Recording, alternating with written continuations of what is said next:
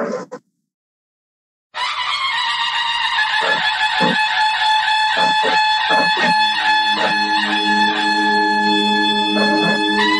नमस्कार, जय नाम.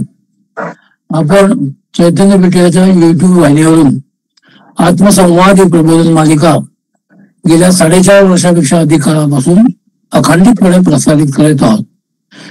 या प्रबोधन मालिकेमध्ये आपले सद्गुरू आदरणीय बाबा महाराज आपल्याला बहुमोल अशा वेगवेगळ्या विषयांवर प्रबोधन करीत असतात. गेल्या काही पुष्पांपासून आदरणीय बाबा महाराज श्री दत्त पुराण याविषयी आपल्याला प्रबोधन करीत आहेत. आदरणीय बाबा महाराज मागच्या पुष्पात म्हणाले की अनुसूया देवांचा वर घेऊन आपल्या घरी गेली. नंतर योग्य वेळी ऋतुस्नान झालेल्या अतिसुंदर स्वतःच्या पत्नीला पाहून भगवान अत्रीने सखा म्हणून तरीश्वर परमेश्वराचे मनापासून ध्यान केले आणि तिला सुरत विधीने सेवन केले. कर्मविकारापासून उत्पन्न झालेले रजोगुणी अनुसूयेचे सुकृत ब्रह्मदेवाने अधिष्ठित झाल्याने विशेष कांतिमान झाले. ज्यापासून ब्रह्मदेवाचा अंश चंद्र उत्पन्न झाला. सात्विकतेने भरलेले त्याच्याहून अभिन्न असलेले तेज अधिष्ठित झाल्याने स्वयं भगवान दत्तात्रय झाला. त्याचप्रमाणे अंशतः रुद्राने अधिष्ठित झालेले तेजोमय तेज वर रूपाने धारण करून ती सती अनुसूया शोभून दिसू लागली. अत्रींनी यथायोग काली क्रमाने सर्व संस्कार केले. नंतर त्रिगुणात्मक परमात्मा 3 गर्भाच्या रूपाने अवतरला. अत्रीने जात कर्म आणि क्रमाने त्यांचे नामकरण केले. चंद्र, दत्तात्रय आणि दुर्वास हे तिघे अनुसूयेचे दुग्धपान करते झाले. संस्कार झालेला चंद्र वंशवृद्धी करण्यासाठी चंद्रमंडलात गेला. दुष्टांचे शासन करणारा दुर्वास स्वच्छंदपणे हिंडत राहिला. भगवान दत्तात्रय पूर्ण काम असूनही योगमायेने अक्रिय असूनही बालानुसारी क्रीडा करत कुठेतरी अतर्क लीलांनी वडिलांना संतुष्ट करीत त्यांच्याजवळ राहिला. सर्वमान्य आणि योग मार्गाचा प्रवर्तक आहे असे साध्य देवांकडून ऐकून मुनिगण त्यांच्याकडे योगाभ्यासासाठी त्यांच्याकडे आले. सर्वज्ञ असूनही त्यांची परीक्षा घेण्यासाठी तो दत्तात्रय अथांग जगात शिरला. काही जण 100 वर्ष थांबले. त्या योगी राजाने त्यांना मोह निर्माण करण्यासाठी उत्तम गाणारी, स्वतःच्या मांडीवर बसून वाद्य वाजवणारी, सुंदर स्वतःचा आधार घेतलेली परिशक्ती तिच्यासह मध्यमासाने युक्त तो असा वर आला. तेव्हा तेजस्वी लोकांचा दोष नसतो असे बोलून काही लोक थांबले. त्यावेळी शिल्लक असणाऱ्या लोकांना प्रभू दत्तात्रयाने उत्तम अनुग्रह देऊन कृपा केली. त्यामुळे अर्जुन प्रमुख ऐक व पारलौकिक योग सिद्धी मिळवते झाले. जरी परमेश्वराचे स्वैर्य धाडस व व्यक्तिकर्म असेल तरी अग्निप्रमाणे व्यापक असलेल्या परमेश्वराला अति तेजस्वी असल्यामुळे दोष लागत नाही. असमर्थ असलेला मूर्ख तसे वागेल तर तो नष्ट होईल. तसा मुक्त व ईश्वर या दोघांचे वचन आणि आचरण यापैकी जे धर्माला सोडून नसेल तेच बुद्धिमान माणसाने आचरावे. इथे श्री दत्त पुराणातील उपासना कांडातील 3ऱ्या अष्टकाचा श्री दत्तात्रय कथन नावाचा 2रा अध्याय संपतो. पुढच्या कार्तिवीर्यार्जुन चरित्र अध्यायात महाराज सांगतात की कृतयुगात सोमवंशात जन्म झालेला कृतयुगीय नावाचा 100 पुत्र असलेला सम्राट होऊन गेला. पण च्यवन ऋषीच्या शापामुळे त्याचे पुत्र जळून गेले. तेव्हा तो राजा बृहस्पतीला शरण गेला. बृहस्पतीने त्याला पापहारक आणि संतानवर्धक असे व्रत सांगितले.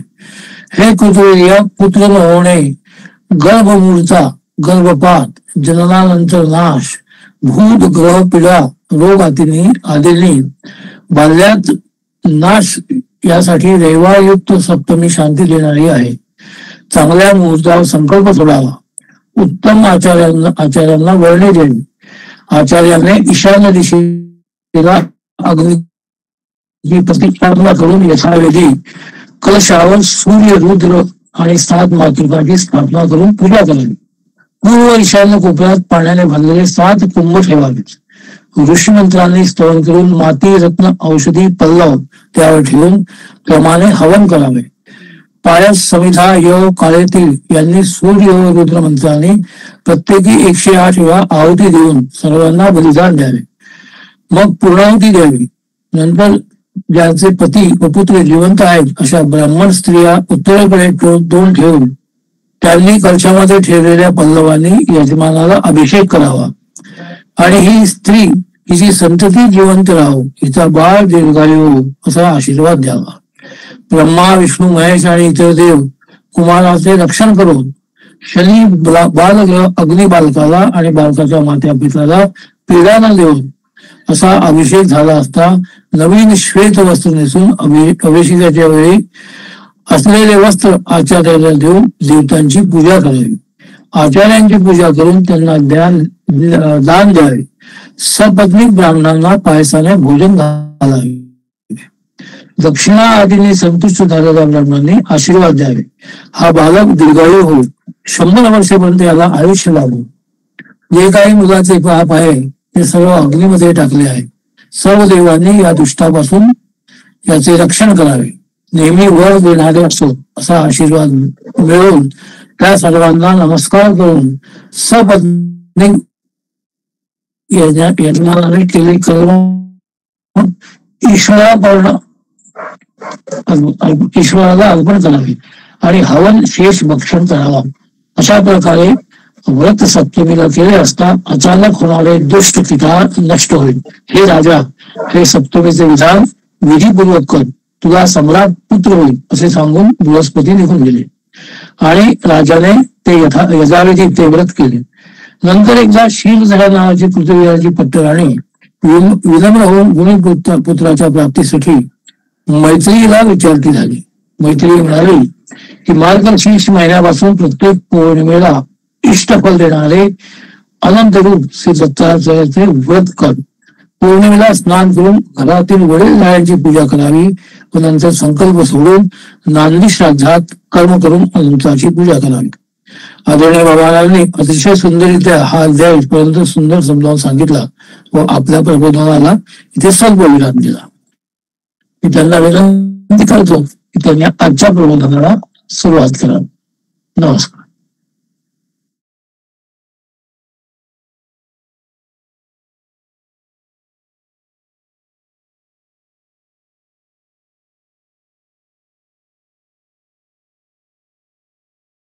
अनुसूयार्ति संभूत दत्तात्रेय दिगंबरा स्मर्तृगामी स्वभक्तानां उद्धरतां भवसंकटात्. मागल्या पुष्पात आपण मैत्री या ऋषी पत्नीने केलेला हा जो राजा आहे कृतवीर्य, याच्या पत्नीला म्हणजे शीलधरा नावाची त्याची जी पट्टराणी होती तिला केलेला उपदेश आपण बघितला. या मैत्रिणी तिला असं म्हटलं, मैत्रेयोवाच श्री दत्तव्रतम कुर्विष्टदम तिदम आब्दम मांगादि पूर्णायाम प्रतिमास अनंतकम आणि संकल्पम तद्वाचयित्वा समभ्यर्चम पितृपुरा स्नानं कृत्वा पूर्णिमायां कव्यम प्राशार्चय अक्षरम. आणि अनंत सर्व कामानां अनंतं भगवान फलं नदात्वा अनंत पुत्रंच भद्रं चान्यच्च जन्मनी. म्हणजे थोडक्यात मार्गशीर्ष महिन्यापासून प्रत्येक पौर्णिमेला इष्टफल देणार असं भगवान दत्तात्रेयाचं व्रत कर आणि घरातल्या वडीलधाऱ्यांची सुद्धा पूजा अर्चना करून मग संकल्पपूर्वक नांदी श्राद्ध वगैरे कर्म करून अनंताची पूजा कर. हा भगवान अनंत हा तुला सर्व कामांचे अनंत फल देवो आणि तुझ्या या जन्मात नव्हे तर पुढच्याही जन्मात उत्तम असे अनंत प्रसादित असे पुत्र आणि तुझे कल्याण करो. आणि अनंत पुण्योपचयमनंतः पूजयार्पितः महाव्रत प्रभावेन संतुष्ट सकलेश्वराः. म्हणजे या अनंत पुण्य प्राप्तीसाठी अनंत या मंत्राने अनंताची पूजा केली. या महाव्रताच्या प्रभावाने सकलेश्वर म्हणजे परमेश्वर रूपी अनंत जो आहे तो संतुष्ट होतो. आता ही पूजा कशी करावी हे जेव्हा ती मैत्रिणी सांगते तेव्हा ती असं म्हणते, इत्युच्चार्य भ्यर्च नामना तद्दिने निशी हव्यभुक वामं पादं कटिं वस्त्रं स्कंदो दक्षं कटिपदं कंठं जानुरिंच गुह्यं हृत्कं मार्गादिसीमासत अनंतिकं सर्वात्मेत्यु बाहवा संकर्षणेति दिव्यास्त्रधारिति च गलकटिः श्रीकंठेति च कामेति जानो शीशेति चाननं पूज्यं विश्वमुखेत्युरु तथा संकर्षणेति च वासुदेवेति मुसलं रौप्यं हैमं हलं सदा पूज्यं पार्श्वे वर्तन्तेवं पूर्वब्दं त्वं हविष्यभुक् गोमूत्रं प्राक चतुर्मासं प्राश्यं देयाय वस्तताः प्राश्यं देयं घृतं गव्यं व्रत संपूर्तये ततः उदक कुंभान द्वांदशा अत्र दद्यादगा भोजयेत द्विजान. म्हणजे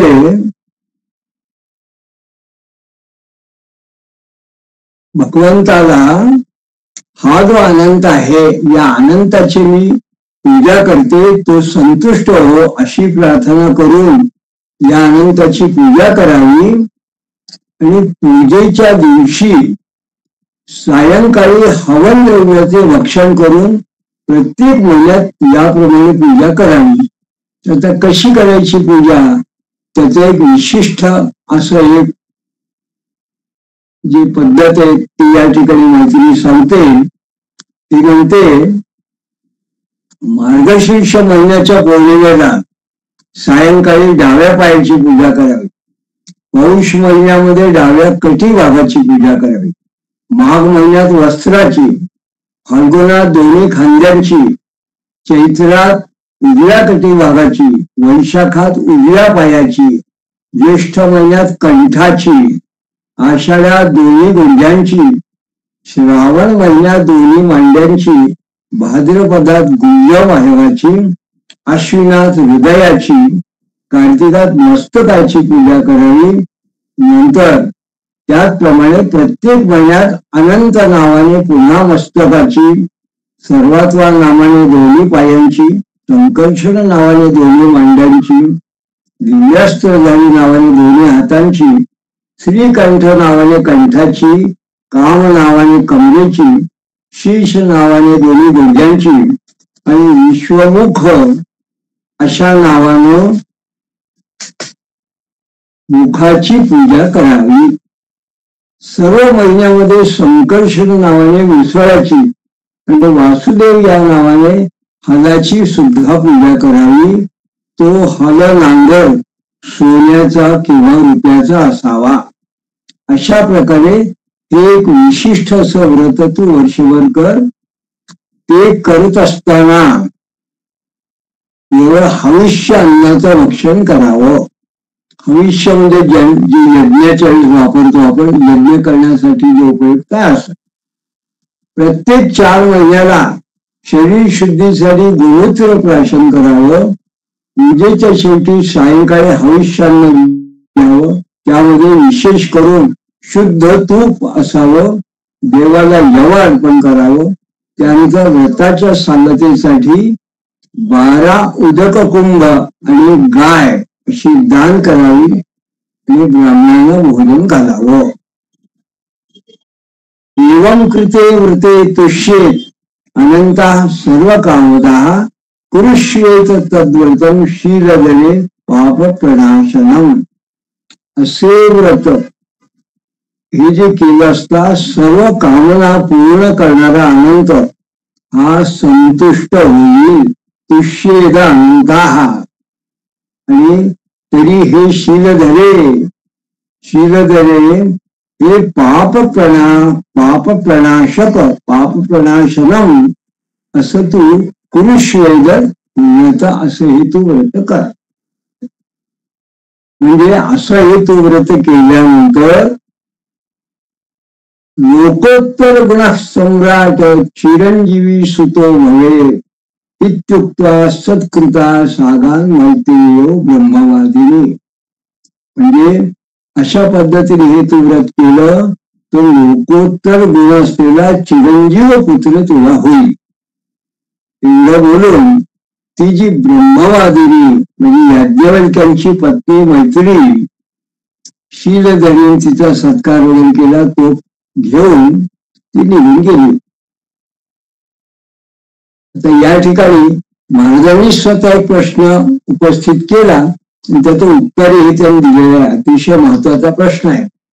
प्रश्न काय आहे की त्या काळामध्ये जेव्हा हे याज्ञवल्क्य, गौतम, अत्री, भारद्वाज, भृगु असे हे वसिष्ठ, वामदेव, गौतम यांच्यासारखे प्रख्यात असे ऋषीमुनी ज्या काळामध्ये आहे, हा जो काळ आहे हा रामायण पूर्व काल आहे. रामायणाचा सुद्धा बऱ्याच आधीचा काल आहे, वेदकाल. त्या काळामध्ये असे ऋषी असताना एखाद्या स्त्रीने ऋषीपत्नीने अशा व्रताचा उपदेश कसा केला? म्हणजे त्या काळामध्ये अशा विद्वान अशा ऋषीपत्नी होत्या का?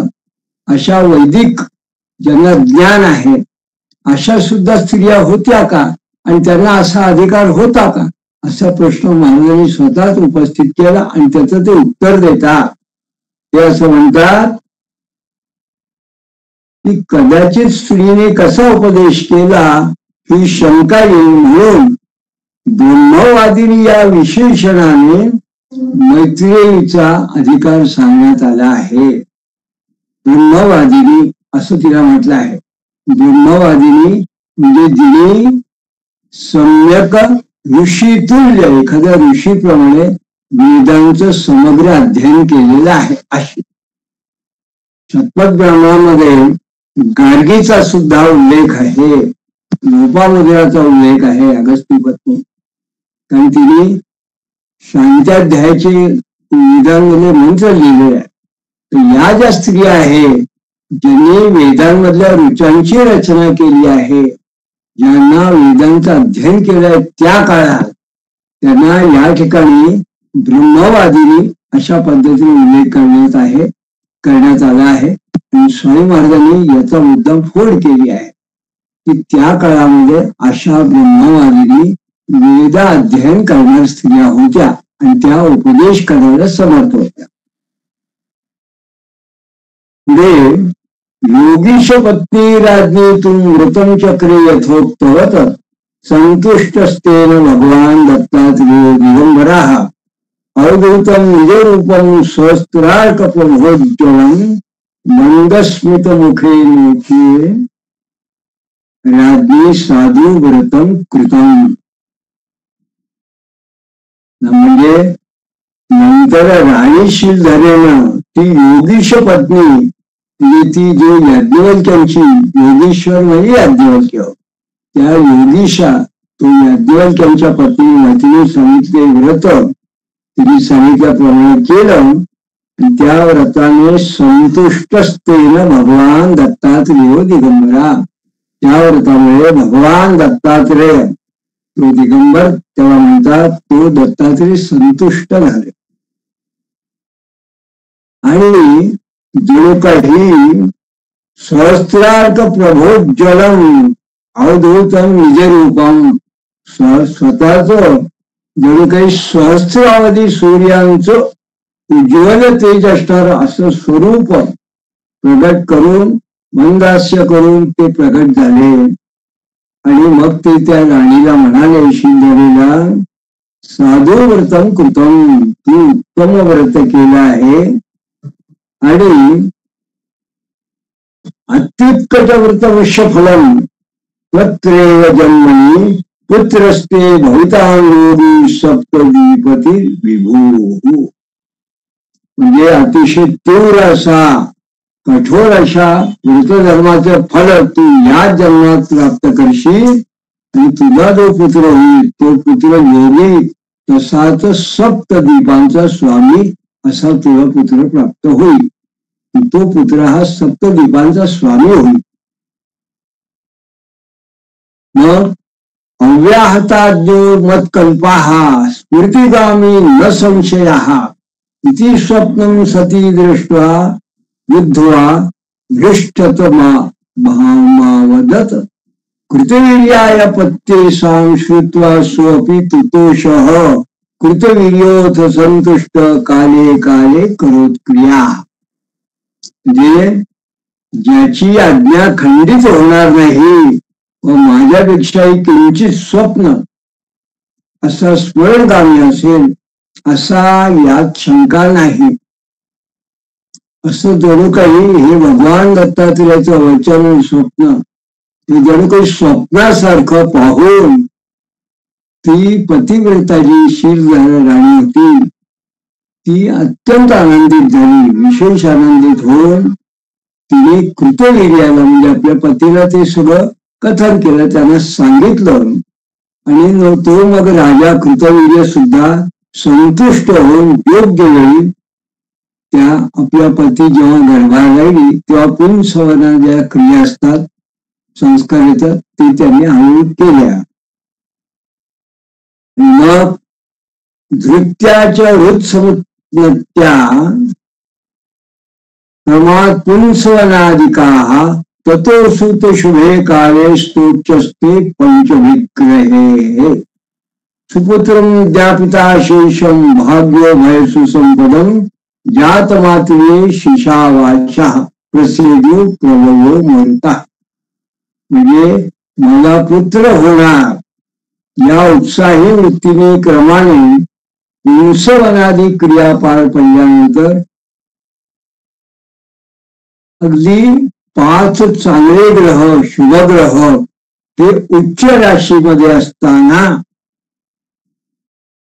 स्वोच्चस्थे पंचभिग्रहे म्हणजे 5 शुभग्रह हे आपल्या उच्च राशीत असताना अशा विशिष्ट कालामध्ये योग्य वेळी ती राणी प्रसूत झाली.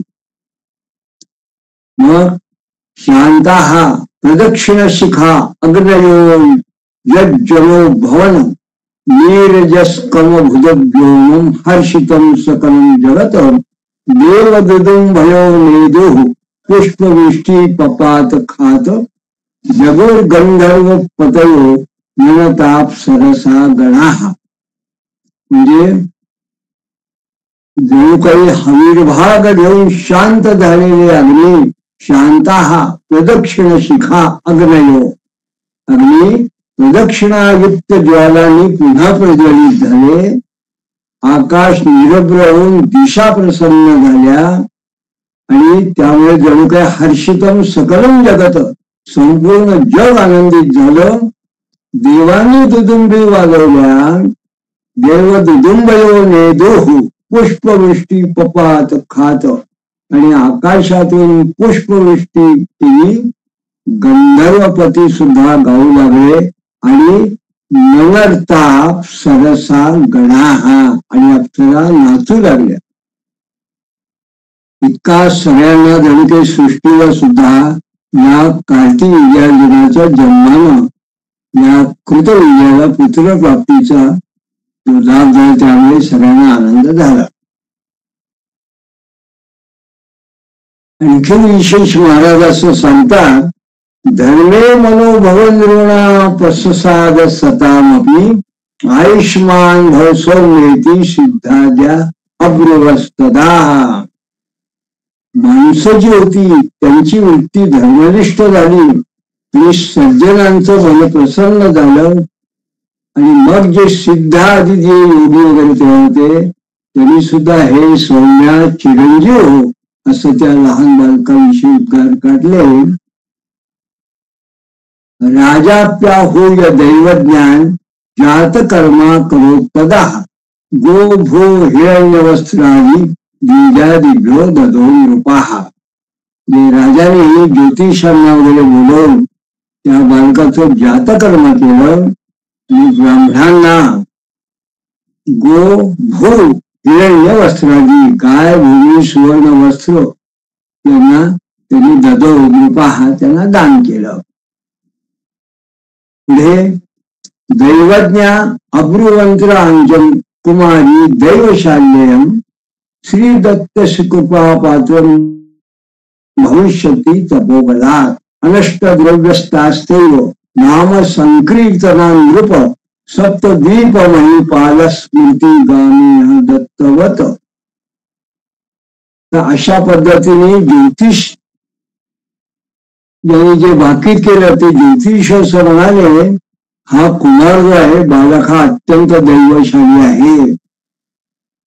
हा स्वतःच्या सामर्थ्याने श्री दत्तात्रेयाचा कृपापात्र होईल. ज्याच्या नामसंकीर्तनाने नष्ट झालेल्या वस्तूचा लाभ होईल. त्याप्रमाणेच हा दत्ताप्रमाणेच स्मरण करतात प्रगट होऊन सप्तद्वीप भूमीचा स्वामी होईल.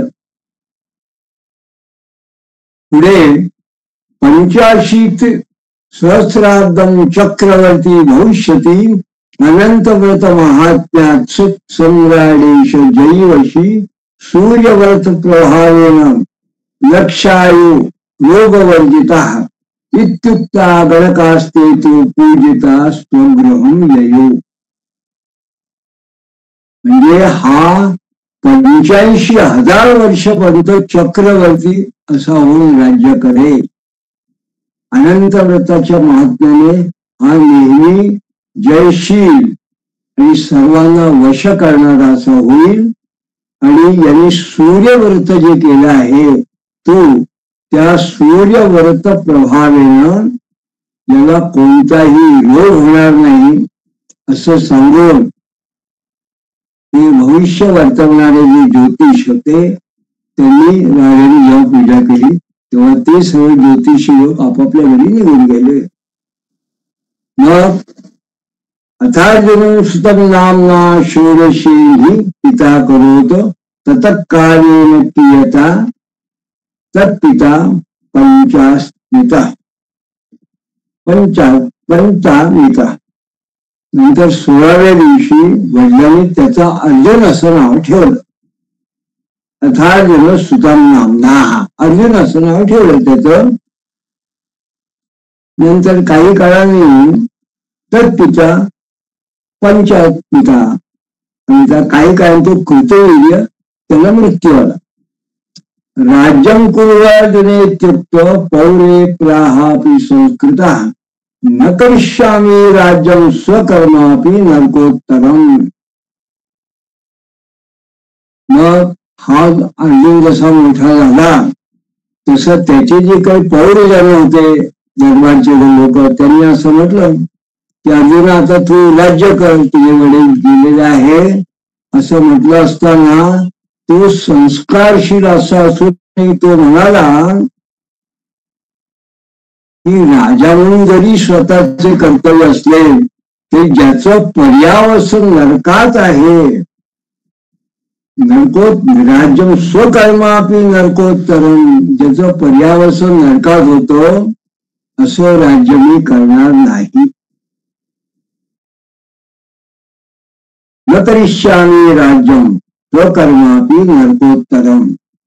पुढे हा संस्कारशील आणि विद्वान असा हा जो राजा आहे म्हणजे अर्जुन किंवा सहस्त्रार्जुन हा पुढे असं म्हणतो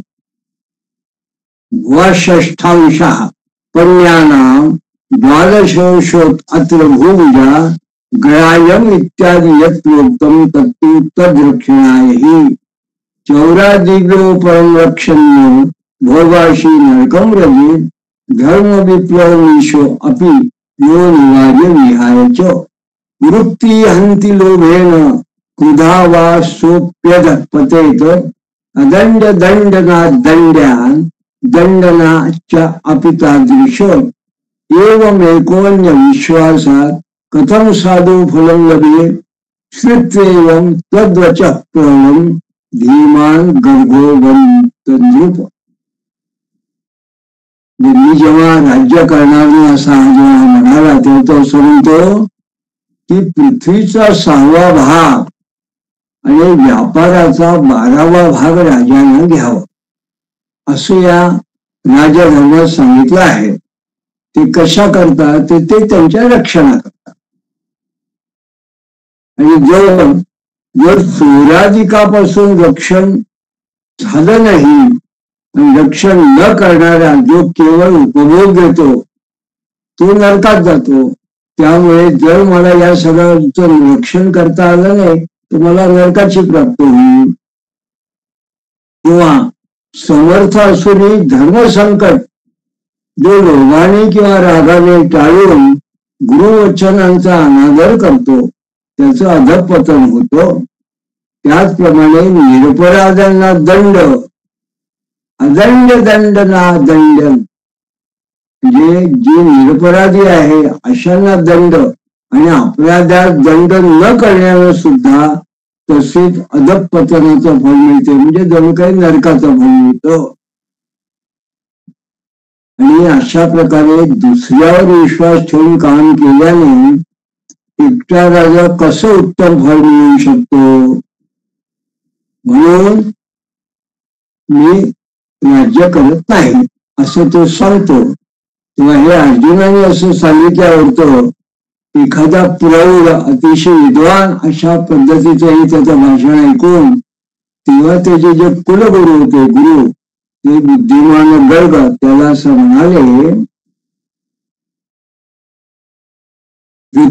तत्वच्या प्रौढम धीमान गर्भो वदनत नृपा. त्या राजाला असं म्हणाले जयेवत ही योगिरम श्री दत्त शरणम रज विश्रय गुणे पथी सदा भक्त मुक्ते चरत्य तत्प्रसादादवाप्नोषी सम्यक राज्य प्रशासने धृती शक्ती मतीं चान्यम प्रियम योग प्रभावतः योवातीर्णो महीपृष्ठे संन्यासानुकृताश्रमाः योगयुक्तो महात्मा सर्वत्र समदर्शना. साक्षात विष्णु जगद्धाता तपोदीप्तो अथिनंदना अनुसूया गर्भरत्नम भक्तानाम हितार्थद. असा हा जो कोणी आहे कोण भगवान दत्तात्रेय. तर त्या योगींद्र दत्तात्रेयाला शरण जा. म्हणजे तुझ्या मनात जो काही विचार आहे त्याचं त्यावेळी निरसन होईल. तू त्या योगींद्र दत्तात्रेयाला शरण जा. मोक्ष मार्गात ज्याला भक्तांचं रक्षण करण्यासाठी हा दत्तात्रेय सदैव संचार करत असतो. त्याच्या कृपा प्रसादानच राज्याचं प्रशासन करताना तुला उत्तम पद्धतीचं असं धैर्य शक्ती आणि बुद्धी तुला प्राप्त होईल. आणि त्याच्या कृपेमुळे जणू काही योगाच्या प्रभावाने तू दुसऱ्याला सुद्धा प्रिय होशील. तसं जो या पृथ्वी तलावरती सर्व आश्रमांना योग्य असा जो आदर्श असून पृथ्वीवर अवतरलेला आहे तो योगेश्वर महात्मा खऱ्या अर्थाने सर्वत्र समदृष्टी असा असलेला आहे. आणि तो कसा आहे तर जगाचं पोषण करणारा म्हणजे साक्षात विष्णू तपश्चर्येनं दीप्तिमान असलेला अत्रिपुत्र आणि अनुसूयेचं गर्भरत्न असून भक्तांच्या कामना पूर्ण करणारा आहे. असा हा भगवान दत्तात्रेय आहे. तेव्हा समाराधय यत्नेन योगधीं ते प्रदास्यति जयेह बहुधात्म्यान कृतेष्ट साधयिष्यसि यमाराध्य सुरेंद्रो अपि सदैव तत्प्रसादतः जम्बदैत्यं निहत्याशु युतं पदमुवापसो अद्यापि सेवमानस्तं देवे देवर्षिभिः सदा भुङ्क्ते धर्मेण धर्मात्मा राज्यं दिव्य मकण्टकम् प्रभोराराधरं विद्धि दुष्करं दुर्दयाम्यः सुदीनां सुकरं राज्यात् न भूतस्य तस्य हि यस्या गंगा वसिं स्नानं भिक्षा च कमलालये सह्याद्रौ च निवासः स्फूर्तिगामि क्षणे क्षणे उदरे यो अस्ति सततं विषयान् कृष्टचेतसा सुदो नामन्तिके चास्य भजनात् की न सिद्ध्यति येनैव सृज्यते विश्वं येन तद्धार्यते पुनः स्वहर्तापि स एव अस्ते भक्त्या त्वं शरणं व्रज।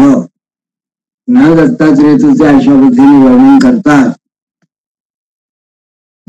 ते असं म्हणतात की तू त्याची प्रयत्नपूर्वक आराधना कर, तो तुला योगाचं ऐश्वर्य देईल. योग सिद्धी योगर्वीते प्रदास्यती, तुला ती योगाची सिद्धी देईल. त्यामुळे स्वतःच अनेक कार्य करण्यास योग्य असून सुद्धा तू धर्म अशा विशिष्ट पद्धतीचं राज्य प्राप्त करशील. ज्या दत्तात्रेयाची आराधना करून देवेंद्राने स्वतः इंद्राने सुद्धा त्याच्या कृपा प्रसादाने जंगदैत्याला मारून स्वतःच पळवलेलं इंद्रपद प्राप्त करून घेतलं. आधी देव आणि देवर्षींनी सन्मानित केलेला मानला गेलेला तो धर्मात्मा निष्कंटक असं स्वर्गीय राज्य धर्मानुसार उपभोगतो आहे. पण प्रभू दत्तात्रेयाची आराधना दुर्बुद्धी असणाऱ्यांना कठीण आहे. प्रभोराधनम विद्यम दुष्करम दुर्दयाम्य, दुर्दयाम्य म्हणजे ज्यांना बुद्धी नाही ते असे लोक. हे राजा सुबुद्धी आणि आत्मज्ञ असणारा जे लोक आहेत त्यांना ती आराधना सुकर आहे. हे तू जाणून त्याचं स्नान गंगेत करतो आणि भिक्षा कोल्हापुरात करतो, ज्याचा निवास सह्याद्री पर्वतावर आहे. सह्याद्रीच निवास संस्कृती आणि क्षणे क्षणे आणि जो क्षणोक्षणी स्मरणगामी स्मरण मात्र संतुष्ट असा आहे. जो विषयी लोकांना सुदृढ आणि शोभन बुद्धी असणाऱ्यांना जवळ आहे. सुदृढे योस्ती सततम विषयान कृष्ट चेतथा. तर असा जो कोणी आहे त्याच्या सेवेनं काय सिद्ध होणार नाही. तो या विश्वाच्या उत्पत्ती स्थिती प्रलयाला कारण आहे. असा जो भगवान दत्तात्रेय त्याला परम भक्तीने तू शरण जा. अशा पद्धतीने जेव्हा गर्गाचार्यांनी त्या अर्जुनाला उपदेश केला तेव्हा ते ऐकून अर्जुन असं म्हणतो, श्रुत्वेव अर्जुना प्राह देवेंद्रेणाश्चित कथम एवं प्रभावो देवो अपि श्रद्धानाय शंसमे आराधयाम्य अपि तमेव निसत्तम इत्युर्जुनेन संपुष्टो गर्गप्राह स्मरण निघून. असं त्या गर्गाचार्यांचं वचन ऐकून अर्जुन असं म्हणाला की देवेंद्रांनी पूजा केलेला असा प्रभाव असलेला हा असा भगवान दत्तात्रेय हा कसा आहे. हे निश्रेष्ठा श्रद्धा असलेल्या मला तुम्ही सांगा, मी देखील त्याची आराधना करीन. असं अर्जुनाने विचारलेला जेव्हा प्रश्न गर्गाचार्यांनी ऐकला तेव्हा ते गर्ग भगवान दत्तात्रेयाचं स्मरण करून पुढे जेव्हा त्यांनी कथा सांगायला सुरुवात केली तेव्हा त्यांनी या दत्तात्रेयाच्या साहाय्याने देवांनी असुरांवरती कसा विजय मिळवला ती कथा त्यांनी पुढे सांगितली. कशा करता तर या पद्धतीने त्या अर्जुनाला जणू काही एक प्रकारे त्यांनी समाधान केलं. महत्व भगवान दत्तात्रेय कथेच्या दृष्टीने तर आपण आता यानंतरच्या पुढल्या पुष्पामध्ये हा जो गर्गाचार्यांनी अर्जुनाला उपदेश करताना सांगितलेला तो देव विजय हा जो अध्याय आहे त्या अध्यायाचं आपण पुढल्या आता पुष्पामध्ये अवलोकन करणार आहोत. या ठिकाणी तिसऱ्या अष्टकातला हा जो तिसरा अध्याय आहे 68वा श्लोक. या ठिकाणी इत्यादीने संपुष्टो गर्गप्राह स्वरम विभो. या ठिकाणी आज आपण स्वल्पविराम घेतो आहोत. यानंतर पुढचा जो आपला पुष्प आहे त्या पुष्पात आपण पुढील आपण कथाभाग बघणार आहोत. आता यात विशेष असं आपण काय बघितलं असं जर एखादा प्रश्न पडला तर त्याला असं लक्षात येईल की गुरुचरित्र वाचत असताना सुद्धा आपण या अनंत व्रताविषयी आपण ऐकलेलं आहे. यात जी काही आहे ती जरी कथा आणि तो जो भाग आहे तो जरी वेगळ्या पद्धतीचा असला तरी अनंत व्रत हे मात्र या ठिकाणी आपलं असं लक्षात येतं की स्वामी महाराजांनी या अनंत व्रताचा जो या ठिकाणी मुद्दाम उल्लेख केला आणि हे ज्याला असं म्हणतो की विस्तृतपणे पण संक्षिप्त अशा पद्धतीने महाराजांनी अनंत व्रताचं वर्णन केलं. मैत्रिणी शीलदारा यांच्या संवादातून आपल्या समोर भगवान दत्तात्रेयचं या निमित्ताने महत्व प्रकट केलं. यात आणखीन एक गोष्ट अशी लक्षात आली की या श्लोकांमधून आपल्याला जेव्हा आपण वासुदेव, बलराम, हलधर, संकर्षण अशी जेव्हा नावं आपण बघतो ऐकतो या श्लोकांमधून तेव्हा आपल्याला एकदम आठवतं काय तर आपल्याला आठवतं श्रीमद भागवत. आणि भागवत ग्रंथामध्ये श्रीमद भागवतामध्ये वासुदेव, संकर्षण, प्रद्युम्न, दामोदर वगैरे ही सगळी नावं त्यात आलेली आहेत. बलरामाचं नाव आलेलं आहे. म्हणजे या अनंत व्रतात जे काही त्यांनी या अनंताचं सांगोपांग वर्णन केलं आहे त्यात प्रत्येकात या भगवान कृष्णाचं हे जे आहे त्यांच्या चतुर्भुज अवतार म्हणतात किंवा चतुष्टय काही ठिकाणी असं म्हटलं आहे. वासुदेवाचे याचं सुद्धा आपल्याला सहजपणे संदर्भ आपल्याला लक्षात येतो.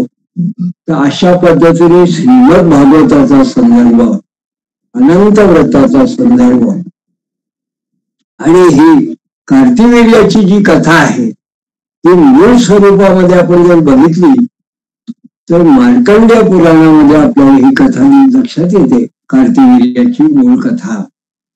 तेव्हा स्वामी महाराजांनी या ठिकाणी वेगवेगळ्या ग्रंथामधून अशा पद्धतीने जणू काही संकलन करून एक स्वतंत्र ग्रंथ अशा पद्धतीने संपादन करून अत्यंत प्रौढ अशा भाषेमध्ये, ओघवत्या भाषेमध्ये, अत्यंत ज्याला चपखल असं म्हणतात अशी शब्द रचना उत्तम अशा पद्धतीने दत्तात्रेयचं वर्णन असं करून आपल्या समोर हा विषय मांडला आहे. तेव्हा आता पुढच्या पुष्पामध्ये हा जो अर्जुन आहे तो जणू काही या अनंत व्रताच्या भगवान दत्तात्रेयाच्याच आशीर्वादामुळे याचा जन्म झालेला आहे. तेव्हा याला ते दत्तभक्तीची ओढ लागावी म्हणून गर्गाचार्यांनी जो त्याला उपदेश केला आणि तो उपदेश करत असताना यांची महती सांगणारी एक कथा जी आहे देवविजयाची ती कथा आता आपण पुढील पुष्पात पाहणार आहोत. तोपर्यंत अवधूत चिंतन श्री गुरुदेव.